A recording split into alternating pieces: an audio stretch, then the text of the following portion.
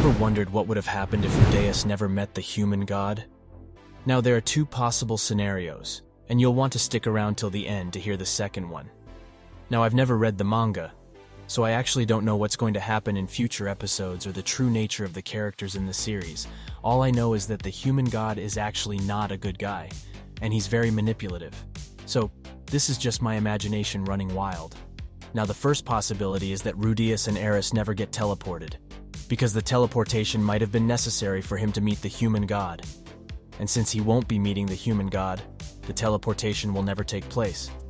Now, to me, this is the most boring scenario, but at the same time, the best scenario for Rudeus and Eris, because first of all, Rudeus's family would have never split up the way they did, and Rudeus won't have to go around the world looking for them. And this whole depression arc he's facing in Season 2, he won't go through it. But at the same time, he won't meet Rudeus like he did in Episode 9 or 10. I can't remember the exact episode, and he would still think the Superb Tribe is still evil, not knowing they're not. And it was all a scheme by Laplace. He also won't meet Kishirika Kishirisu, the so-called Demon Lord who gave Rudeus a demon eye, an ability that becomes very important later in the show. And most importantly, he won't meet Orsted, the dragon god, who nearly killed Rudeus, Eris, and Rudeus. And this encounter actually sheds some light on the true nature of the human god. I mean, he was creepy and all from Episode 9, but they never revealed his true nature. So I did some digging and found out the human god is like the antagonist in the show, and he actually killed the former dragon god. So that explains why Orsted nearly killed Rudeus. Now, on to the next possible scenario.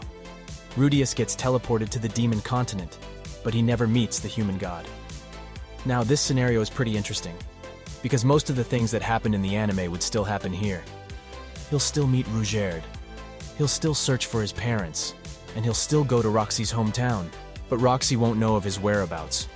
Because if you can remember, it was Nokopara that told Roxy about Dead End, and Kishirika told her about the location of Rudeus and his other family members.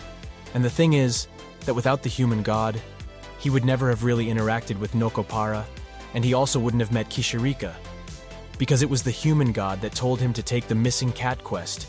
Also, he wouldn't have met the dragon god the way he met him in the show.